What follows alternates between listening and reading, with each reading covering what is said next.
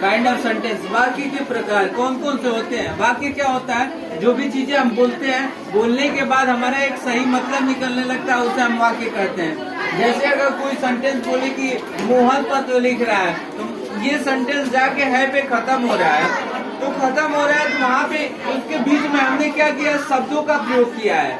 शब्दों का प्रयोग, जैसे मोहन पत्र लिख रहा है, तो इनके बीच में बहुत सारे शब्दों का प्रयोग हुआ है, और ये कहने से हमारा भाव आगे वाले को, सामने वाले को समझ में आ जाती है, तो इसका मतलब ये सेंटेंस है। सेंटेंस ये 5 प्रकार के होते हैं। कौन कौन से होते हैं, असर्टिव सेंटेंस होता है, इंट्रोगेटिव सेंटेंस होता है, इम्परेटिव सेंटेंस होता है, एक्सक्लेमेटरी सेंटेंस, ऑब्जेक्टिव सेंटेंस होता है।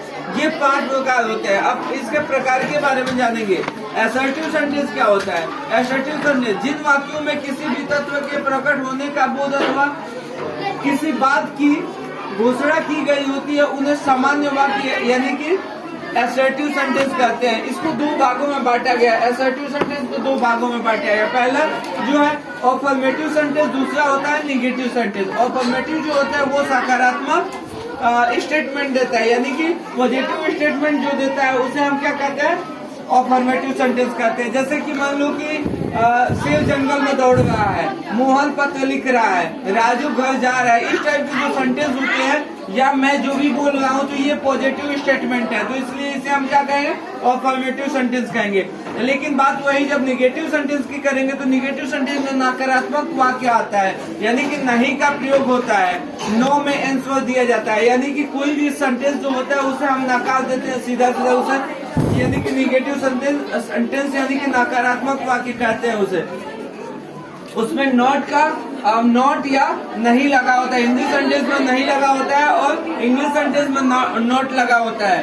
तो यहाँ पे देखोगे जैसे कि example, Ram is not going to school, English के माध्यम से इसमें नॉट लगा हुआ है। तो उसके बाद आई डोंट नो, तो इसमें डोंट की जगह पे डोंट का मतलब होता है मत या नॉट, ये मतलब ये निगेटिव स्टेटमेंट ही दे रहा है। और उसके बाद देखोगे अगर हम हिंदी वाक्य की बात करेंगे, तो हिंदी वाक्य में जैसे मोहन पत्र नहीं लिख रहा है, राजू घर नहीं जा रहा है, शेर जंगल में नहीं दौड़ रहा है, इस टाइप के जो सेंटेंस होते हैं वो क्या होते हैं, नकारात्मक वाक्य होते हैं।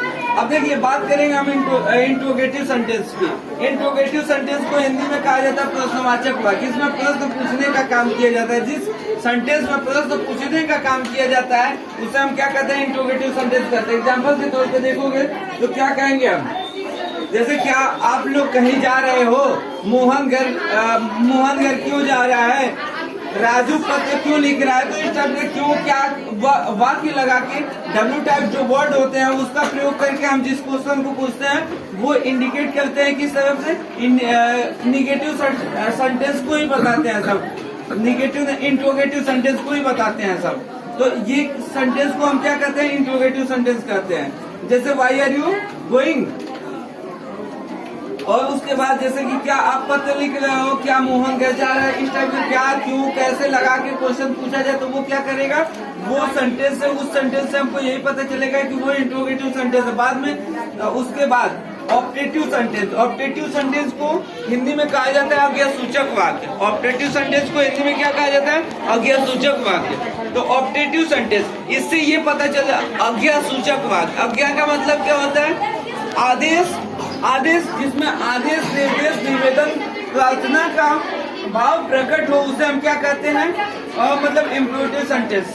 जैसे कि sit down, stand up, come here, go there, please open the door, इस टाइप के जो सेंटेंस होते हैं उसे हम क्या कहते हैं, ऑब्जेक्टिव सेंटेंस कहते हैं। एक्सक्लेमेटरी सेंटेंस जो होता है इसमें विश्व आदि बोधक सेंटेंस होते हैं। इसमें अचानक से मन में भाव उठते हैं और उस भाव से उठने से हम कोई सेंटेंस बना लेते हैं, उसको हम क्या कहते हैं, विस्मय आदि बोधक सेंटेंस कहते हैं, यानी कि एक्सक्लेमेटरी सेंटेंस कहते हैं। जैसे अचानक से हम प्रसन्न हो गए, अगर बोले आई एम सो हैप्पी, इस टाइप के जो सेंटेंस होते हैं उसे हम क्या कहते हैं, एक्सक्लेमेटरी सेंटेंस यानी विस्मय आदि बोधक सेंटेंस कहते हैं। ऑब्जेक्टिव सेंटेंस लास्ट जो आता है वो हमारा होता है ऑब्जेक्टिव सेंटेंस होता है। इच्छा सूचक बात, जो चीज हम अपने इच्छा, अपने मन से जिस चीज को कहते हैं उसे, जैसे कि मान ली इच्छा से हम किसी को श्राप दे देते हैं, किसी को आशीर्वाद दे देते हैं, अपना भाव प्रकट हो जाता है, यानी कि कह देते हैं गॉड ब्लेस यू। इस टाइप के जो सेंटेंस होते हैं उसे हम क्या कहते हैं, ऑप्टेटिव सेंटेंस कहते हैं। तो ये सेंटेंस के प्रकार खत्म हो गए। सेंटेंस के प्रकार खत्म हो गए तो उसके बाद हमारे आते हैं पार्ट ऑफ स्पीच। तो पार्ट ऑफ स्पीच में देखो क्या होता है, जो भी चीजें हम बोलते हैं, जो सेंटेंस के माध्यम से बोलते हैं ना, मान लो कि हम बोले कि मैं आज विद्यालय जा रहा हूँ, तो ये क्या हो गया, ये हमारा एक स्पीच हो गया, ये हमारा एक वाक्य हो गया। उसी वाक्य के शब्दों को हम खंडित करेंगे तो उस खंडित करे हुए शब्दों के अलग अलग मतलब निकलेंगे, जिसको पार्ट ऑफ स्पीच के अंतर्गत रखा गया है। उसको 8 भागों में बांटा गया है, noun, pronoun, adjective, verb, adverb, preposition, conjunction, interjection. ये 8 प्रकार हो गए। तो पहला जो होता है वो क्या होता है, नाउन होता है। तो नाउन का डिफिनेशन होता है, noun is the name of person, animal, place और थिंग। इसको हिंदी में कहा जाता है, इसमें और भी चीजें हम जोड़ सकते हैं, जैसे फीलिंग एंड आइडियाज जो होते हैं वो क्या होते हैं, नाउन होते हैं। इन सभी चीजों के नाम को हम क्या कहते हैं, नाउन कहते हैं। हिंदी में कहा जाए किसी व्यक्ति, वस्तु, स्थान के नाम को हम क्या कहेंगे, संज्ञा कहेंगे। तो संज्ञा, जैसे कि वस्तु का नाम हो, वस्तु का नाम क्या क्या हो सकता है, टेबल, कुर्सी, मेज। मनुष्य का नाम क्या हो सकता है, राम, सोहन, मोहन। प्राणी उसमें आ जाएंगे। एनिमल का नाम क्या हो जाएगा, हाथी, घोड़ा, बिल्ली, ये सब होते हैं एनिमल के नाम। उसके बाद जगह का नाम, स्थान का नाम आ जाए, दिल्ली, आगरा, चंडीगढ़, ये सब स्थान के नाम आ जाएंगे। तो इसको हम क्या कहेंगे, इसे भी संज्ञा कहेंगे। जो हम चीजें सोचते हैं, जैसे थॉट हमारे माइंड में आते हैं, तो उसे भी हम क्या कहते हैं, वो भी क्या होंगे, नाउन ही होंगे। कोई आइडियाज हमारे दिमाग में आते हैं, वो भी क्या होंगे, नाउन ही होंगे। तो नाउन को 5 भागों में बांटा गया है। कितने भागों में, 5 भागों में। पहला जो होता है प्रॉपर नाउन, उसके बाद abstract noun, material noun, common noun, collective noun. तो हम इस माध्यम से समझते हैं proper noun, common noun, abstract noun, collective noun, material noun. इसको हम ध्यान से देखते हैं। जो प्रॉपर नाउन होता है, प्रॉपर नाउन क्या होता है, इसमें पार्टिकुलर पर्सन, पार्टिकुलर थिंग्स वगैरह का यूज किया जाता है, उसे हम क्या कहते हैं, प्रॉपर नाउन कहते हैं। किसी विशेष वस्तु, व्यक्ति, स्थान के नाम को हम क्या कहते हैं, व्यक्तिवाचक संज्ञा कहते हैं। जैसे हम बोले मुंबई, हरियाणा, रोहित, मोहन, सोहन, ये सब अगर किसी जानवर का भी कोई नाम रख देंगे, जैसे कि बहुत लोग ऐसे होते हैं, कुत्ते का नाम टॉमी रख देते हैं, तो कुत्ता तो डॉग ही होता है, लेकिन उसका टॉमी नाम रख दिया जाएगा तो वो क्या हो जाएगा, प्रॉपर नाउन हो जाएगा, क्योंकि उसका एक विशेष नाम हो जाएगा। कॉमन नाउन क्या होता है, कॉमन नाउन का मतलब होता है जातिवाचक संज्ञा। किसी प्रकार की प्राणी, स्थान या वस्तु के नाम को हम जातिवाचक संज्ञा कहते हैं। जैसे रिवर्स, गर्ल्स, बॉय, ये सब टाउन जो होते हैं, इसका विशेष नाम तो रखा नहीं है।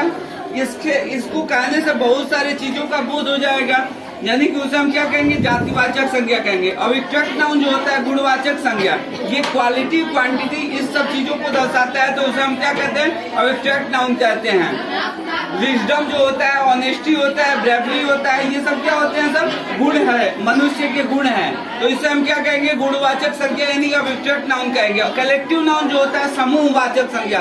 समूह से क्या होता है, समूह से, शब्द से क्या बोध होता है, समूहवाचक, मतलब किसी ग्रुप के बारे में बताया जा रहा है। तो कुछ ऐसे शब्द जिसको कहने से पूरी जाति का बोध हो जाता है, पूरी मतलब कि श्रेणी का बोध हो जाता है, उसे हम क्या कहेंगे, समूहवाचक संज्ञा कहेंगे। तो समूहवाचक संज्ञा जैसे कि मान लीजिए आर्मी हो गया, क्राउड हो गया, बंच हो गया, उसके बाद etc, ये सब चीजें हो गई, तो इसे हम क्या कहेंगे, कलेक्टिव नाउन कहेंगे। और मटेरियल नाउन का मतलब होता है पदार्थवाचक संज्ञा। कुछ ऐसी चीजें जिसमें थिंग्स वगैरह का बोध होता है, जैसे मान लीजिए कि वाटर है, मिल्क है, गोल्ड है, हनी है, इन सब चीजों को हम क्या कहेंगे, अब्स्ट्रैक्ट नाउन, मटेरियल नाउन कहेंगे।